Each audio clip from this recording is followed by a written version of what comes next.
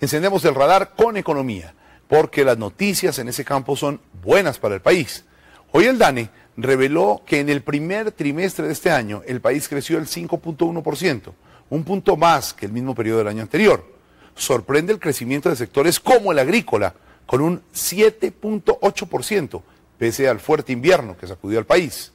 El del comercio, con un 6.7%, y el de la vivienda, con un 4.1%. Este buen clima ha permitido que Fitch, una de las 3 calificadoras de riesgo, haya mejorado la percepción para invertir en Colombia.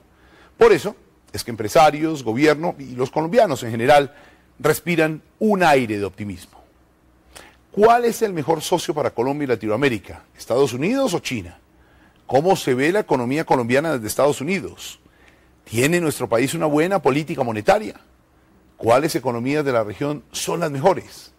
Pues para responder estas inquietudes, Darío Fernando Patiño entrevistó en Nueva York a Jorge Suárez Vélez, un experto y reputado comentarista mexicano de la cadena CNN, que tiene varias publicaciones especializadas. Es consultor de grupos económicos y familiares y dice dónde deben poner los inversionistas su plata. Darío Fernando Patiño entra al radar.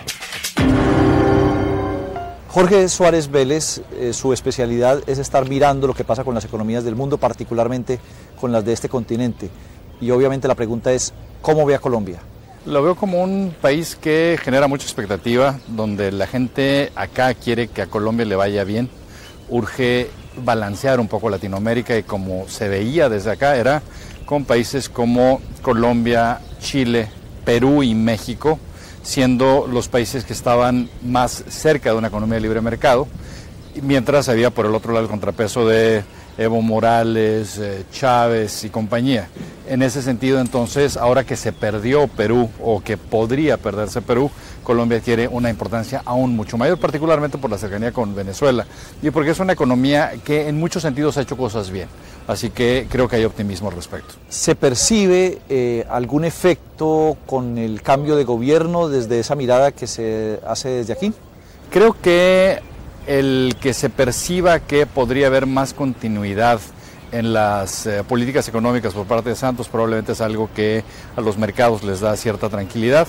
Y en ese sentido yo creo que el mercado ahora se está enfocando en otras cosas. Se está enfocando en cuál es la capacidad política que va a tener el presidente Santos de hacer reformas estructurales que son muy necesarias para Colombia y enfocado en cómo se va a definir la política monetaria hacia adelante, porque en ese sentido ha habido algo de crítica con respecto a el titubeo que a veces parece tener el Banco Central. El radar apenas comienza. Al regresar, más sobre este interesante análisis que de nuestra economía hace este experto mexicano. Jorge Suárez Vélez habla sobre las ventajas y desventajas de que Colombia tenga un peso fuerte. ¿Cuál es su consejo para los empresarios nacionales en estos momentos y por qué Colombia no es un país muy competitivo que digamos? Además, Festival de Chistes y la historia de Alerta en sus 20 años de humor aquí en Colombia. Regresamos.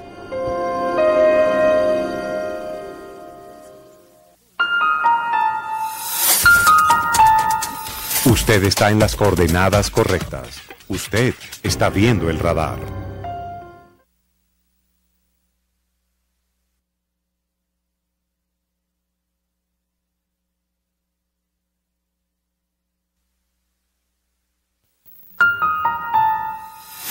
Estamos en el radar.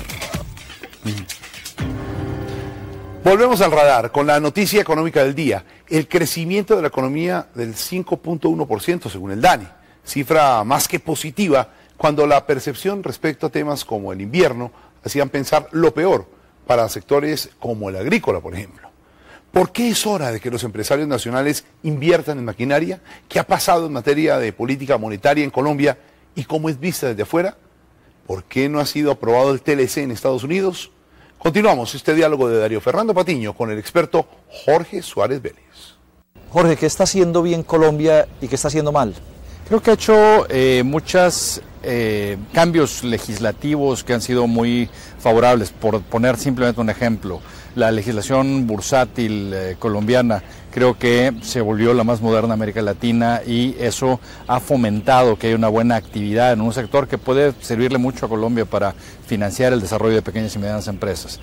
Creo que lo que tiene que ver con fondos de pensiones, lo que tiene que ver con el sector financiero en general, creo que es ejemplar para Latinoamérica. En ese sentido, yo creo que todo eso se ve bien y es un país que claramente está siendo una economía de mercado sin caer en populismos absurdos.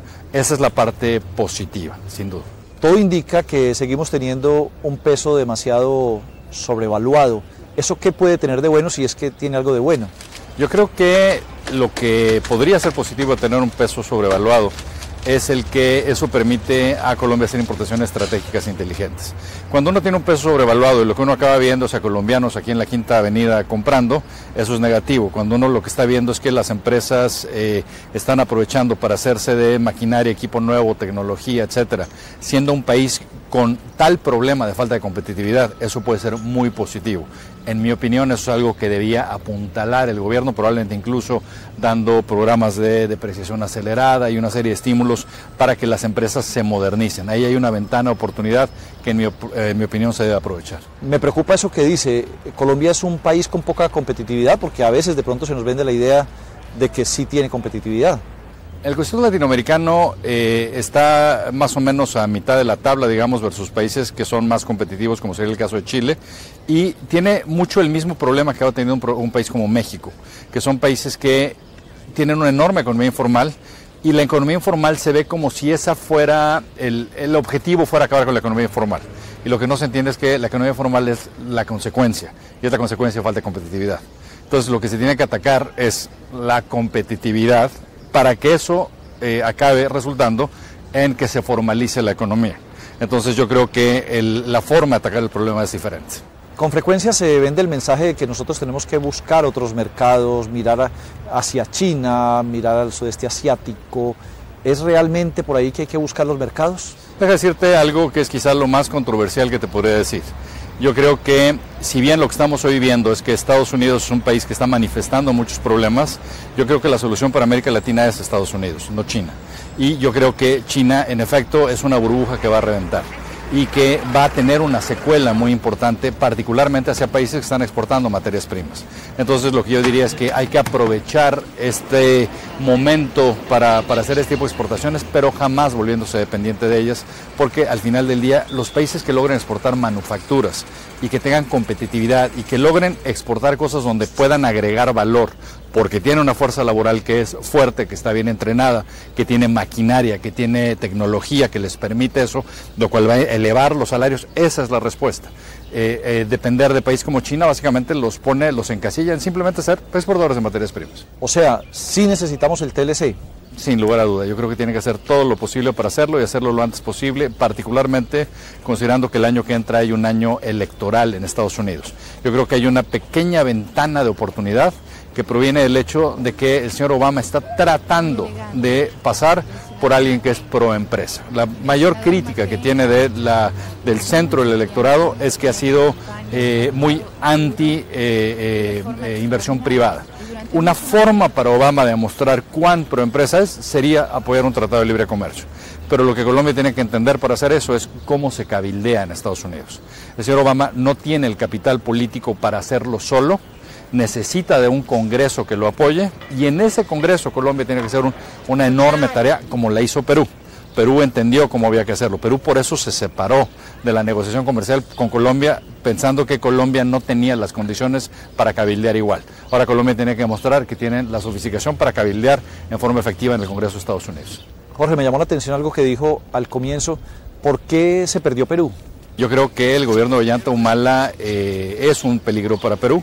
Yo creo que por mucho discurso pro inversión y pro mercado que pueda tener hoy, en el fondo yo creo que todos estos populistas acaban mostrando sus verdaderos colores cuando están en medio de situaciones complicadas. Y yo creo que la situación económica para el mundo el año que entra va a ser una situación muy difícil. Y ahí la tentación del populista siempre es encontrar culpables, ver a quién le echa la culpa y ver cómo seguir manteniendo las llaves del gasto abiertas. Yo creo que en ese caso, ojalá me equivoque, pero creo que Perú va a tener un episodio complicado con el nuevo presidente. ¿Le preocupa a usted y les preocupa a los inversionistas el tema de la seguridad en Colombia? ¿Todavía es algo que preocupe? Sin duda.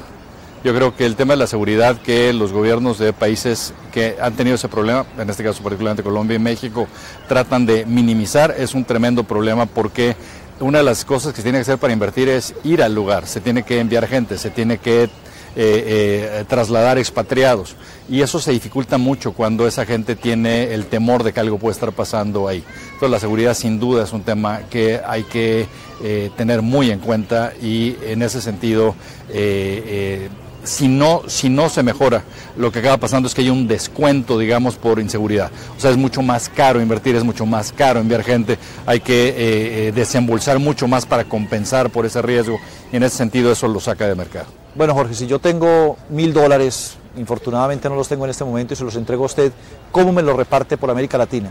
Yo creo que en este momento probablemente privilegiaría inversión en México, debido a que es exportador de manufacturas, en Chile y probablemente mi tercera alternativa todavía sería Colombia. El país que sin duda es el que más me preocuparía por ser, es los que están más sobrecalentados, sería Brasil.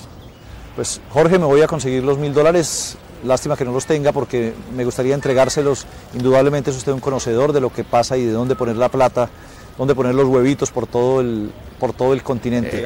Encantado, siempre lo recibo. Muchas gracias por estar en Canal Caracol y en el Radar en Colombia.